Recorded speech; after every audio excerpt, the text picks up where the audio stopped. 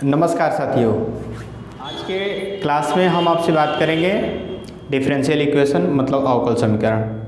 ये अवकल समीकरण क्या होता है और इसमें बेसिकली में जो बताने की कोशिश किया गया है वह डिग्री और ऑर्डर बताने की कोशिश किया, मतलब कोटि और घात। तो चलिए सबसे पहले हम आपको बताएंगे कि डिफरेंशियल इक्वेशन होता क्या है और उसकी कोटि और उसकी घात कैसे निकाली जाती है, मतलब ऑर्डर और पावर कैसे निकाला जाता है। तो चलिए मैं आपको सिखाते हैं। आइए सबसे पहले हम आपको बताएं कि अवकल समीकरण क्या होता है। हाँ, इसके पहले मैंने चैप्टर 8.1 का भी वीडियो दिया है और बाकी सारा वीडियो क्रम से देखिएगा, सब चीज़ देखिएगा।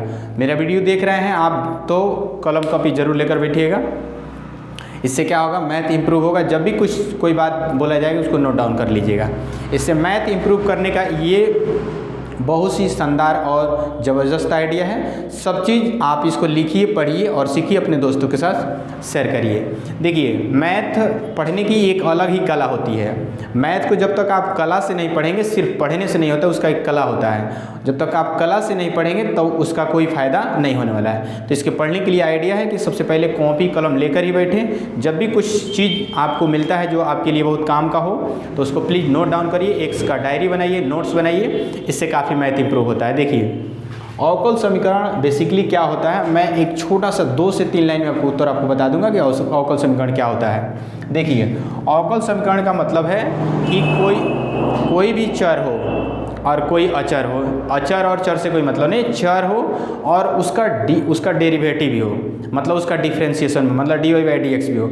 वो चर भी हो और उसका dy बाई डी एक्स भी हो और दोनों मिक्स हो, तो वैसे समीकरण को हम लोग अवकल समीकरण कहते हैं। अब कहिएगा कि कैसे, आइए आपको सिखाते हैं एक एग्जाम्पल के माध्यम से। जैसे y plus dy by D x plus 3x बराबर 0, ये एक अवकल समीकरण है। अब फिर एक और ले लीजिए, जैसे मानकर चलिए ये वाला, ये अवकल समीकरण नहीं होगा क्योंकि समीकरण तो है पर इसमें dy बाई डी एक्स नहीं है, इसलिए अवकल समीकरण नहीं है। ये अवकल समीकरण इसलिए है क्योंकि ये y है, इसका इसमें डेरिवेटिव है, माने dy बाई डी एक्स भी है। फिर यहाँ पे 3x प्लस 0 होगा। आप कहिएगा सर x का भी होना चाहिए, तो दोनों में से कोई एक होगा, दोनों एक साथ नहीं हो सकता है। या तो x का होगा तो y साइलेंट होगा, नहीं तो y का होगा तो x का साइलेंट होगा। ये दोनों में से किसी एक का dy बाई डी एक्स उसमें उपलब्ध होना चाहिए। तो वैसे क्वेश्चन को हम लोग डिफरेंशियल इक्वेशन कहते हैं। उम्मीद है कि आप डिफरेंशियल इक्वेशन बहुत बढ़िया सीख गए होंगे। एक बार और रिपीट कर देते हैं। डिफरेंशियल इक्वेशन का मतलब है कि जो भी चर दिया हो उसका उसमें dy बाई डी एक्स भी होना चाहिए। अगर नहीं है तो वह डिफरेंशियल इक्वेशन नहीं हो सकता है। जैसे एक सवाल और ले लेते हैं आपके कन्फ्यूजन के लिए। जैसे मानकर चलिए इस तरह से दिया हो और यहाँ पे D T by D Z दे देते हैं। ये डिफरेंशियल इक्वेशन नहीं होगा क्योंकि देखिए इसमें डिफरेंशियल इक्वेशन नहीं है क्योंकि ये चर है और इसका डिफरेंशिएशन इसमें नहीं है, ये किसी दूसरे का है। समझा गया? तो ये डिफरेंशियल इक्वेशन नहीं हो सकता, ये होगा, सॉरी ये भी नहीं होगा, ये डिफरेंशियल इक्वेशन होगा। अब पे नहीं तो इसमें से इसको किसी एक को हटा दीजिए, सबसे अच्छा रहेगा। या तो x का होगा नहीं तो y का होगा, दोनों एक साथ उपलब्ध नहीं होगा क्योंकि डिफरेंशिएशन किसी एक के साथ ही किया जाता है, दो का एक साथ डिफरेंशिएशन नहीं होता है। उम्मीद है कि आप डिफरेंशियल इक्वेशन समझ गए होंगे। किसी एक का डिफरेंशिएशन और उसका चर उसमें उपलब्ध हो तो ऐसी इक्वेशन को डी कहा जाता है, मतलब डिफरेंशियल इक्वेशन यानी अवकल समीकरण कहा जाता है। अब आइए हम आपको सिखाते हैं कि ऑर्डर और पावर कैसे निकाला जाता है। देखिए, ऑर्डर और पावर कैसे निकाला जाता है, यानी कि कोटि और घात कैसे निकाला जाता है। ये सवाल है, इसका कोटि निकालना है। तो इसमें अगर घात बताना हो तो सबसे बड़ा घात 4 है, तो घात 4 आप लिख दीजिएगा। कोटि कितना हो, तो कोटि का मतलब अब ये आपको पता ही नहीं है, कोटि मैं बता रहा हूँ। तो देखिए कोटि क्या होगा, कोटि का मतलब है जितना बार सबसे ज़्यादा डिफरेंशिएशन हो। जैसे इसको 2 बार किया गया, इसको 1 बार किया गया, तो कोटि कितना होगा, कोटि कितना होगा, 2 हो जाएगा। अब कहिएगा कि घात इसका 4 होगा, नहीं, घात 4 नहीं होगा।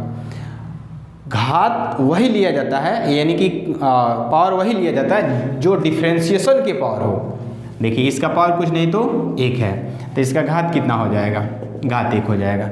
अगर बाई दुबे इसका पावर 4 हो, इसका पावर अगर मानकर चलिए आपका 2 देता तो घात कितना हो जाता 4। आपको सिर्फ इसको देखना है। जैसे मानकर चलिए यहाँ पे 10 दिया है तो उससे कोई मतलब नहीं है, ये 20 दिया है 10 दिया उससे नहीं, आपको ज़्यादा बार डिफ्रेंसिएशन यहाँ किया गया है, यहाँ पे कम बार किया गया है। तो जो ज़्यादा बार किया गया है वह उसका ऑर्डर हो जाता है यानी कोटि हो जाता है, और उसका पावर जो होता है वह घात होता है। उम्मीद है कि आपको ये बिल्कुल समझ में आ गया होगा। यहाँ पे 4 था, यहाँ पे 1 था, इसलिए इसका घात कितना होगा 1 होगा। आपको घात देखना है कि जिसका डिफ्रेंसिएशन ज़्यादा है उसी का घात देखना है, और जितना बार डिफ्रेंसिएशन होगा वो उसका कोटि होता है। बच्चों में कन्फ्यूजन क्या होता है कि कोटि तो निकाल लेते हैं, जितना बार डिफरेंस, जैसे 4 बार किया तो 4 कोटि हो जाएगा, 5 बार किया तो 5 हो जाएगा, 10 बार किया तो 10 हो जाएगा। लेकिन घात में क्या करता है, गड़बड़ा देते हैं लोग। तो घात आपको मैं बता दे रहा हूँ कि घात वही लिखिएगा जिसका जितना ज़्यादा बार, अगर 10 बार किया तो 10 के पावर देखिए कि कितना है, वही उसका घात हो जाएगा। ये आप समझ गए होंगे। अब आप बता सकते हैं इसको, इसका घात इसका कोटि बता दीजिए। तो इसका कोटि कितना हो जाएगा, इसका कोटि 2 होगा, क्योंकि 2 बार डिफ्रेंशिएट किया गया है, यहाँ पे 1 बार किया गया है, तो आपको ज़्यादा वाला लेना है। आघात कितना होगा, घात इसको देखना है, इसके ऊपर तो 2 हो जाएगा। तो कोटि भी, सॉरी इसका मतलब 1 मिनट, कोटि तो 2 निकल गया। अब घात देखिए, घात इसका परिभाषित नहीं होगा, ये मैं आपको बता रहा हूँ, नहीं है। अब वो पूछिए कैसे। देखिए ये ट्रिग्नोमेट्रिक फंक्शन है कॉस, और इसका डिफ्रेंशिएशन दिया है, तो ये थीटा के रूप में नहीं हो सकता है। हाँ, ये अगर ऐसे दिया रहता, इस तरीक़ा से दिया रहता, ऐसे दिया रहता, तो ये चलेगा, इसका कोटि घात निकाल सकते हैं। इसका घात ये लिख दीजिएगा, इसका घात 2 लिख दीजिएगा। लेकिन ये जो है थीटा के रूप में दिया है, तो थीटा के रूप में ऐसी बातें नहीं होती है। आप थीटा के रूप में देंगे तो ऐसी बात नहीं होता है, इसलिए इसका घात परिभाषित नहीं है। जब भी देखना हो तो आपको सिंगल वाला देखना है। थीटा के रूप में होगा तब भी नहीं होगा, थीटा से बाहर होना चाहिए, ये आपको ध्यान होना चाहिए। अब इसका कोटि बताइए, तो इसका कोटि कितना होगा 2, घात कितना हो जाएगा, घात 1 हो जाएगा, इसका पावर कुछ नहीं तो 1 है। इसी तरह से इसका बताइए, तो इसका कोटि कितना हो जाएगा, कोटि 4 हो जाएगा। आघात क्या होगा, परिभाषित नहीं है। अब वो पूछिए, परिभाषित नहीं है, क्योंकि थीटा के अंदर डिफरेंशिएशन दिया है, थीटा के बाहर रहता तो हो जाता, इसलिए इसको, क्योंकि डबल डेरिवेटिव का मतलब है हम लोग इस तरह से लिख सकते हैं, ऐसे, समझा क्या, मतलब इसको हम लोग ऐसे लिख सकते हैं, इसी को ऐसे लिख सकते हैं। तो आप यहाँ पे घात परिभाषित नहीं होगा। इसका कोटि बता दीजिए, इसका कोटि कितना होगा 2, सबसे ज़्यादा बार 1 बार यहाँ किया गया। आघात कितना हो जाएगा, घात कुछ नहीं तो 1 है। तो इस तरीक़े से कोटि और घात निकालिएगा। इसका सबसे फंटास्टिक नियम है कि जितना ज़्यादा बार डिफ्रेंशिएशन होगा वह उसका कोटि हो जाएगा, और वह जितना बार ज़्यादा बार किया गया वह सबसे ज़्यादा बार उसका पावर देखना है, वही उसका घात हो जाता है। उम्मीद है कि आपको कोटि और घात से संबंधित कोई क्वेश्चन अब नहीं क्रिएट होंगे। और वीडियो कैसा लगा मुझे कमेंट करके ज़रूर बताइएगा। वीडियो पर अगर चैनल पर पहली बार है तो चैनल को सब्सक्राइब करिए, बेल आइकन प्रेस करिए। मैं मैथ का स्पेशलिस्ट, मैथ ज़बरदस्त पढ़ाता हूँ, तो मैथ लोगों के साथ शेयर करिए, ताकि बच्चों के पास शेयर करिए, ताकि बच्चे इसका फ़ायदा लें, और जिनको ज़रूरत है इसका फ़ायदा उनको मिलना चाहिए, क्योंकि ज्ञान बांटने से बढ़ता है, ज्ञान छिपाने से घटता है। इस वीडियो को अंत तक देखने के लिए आपको बहुत बहुत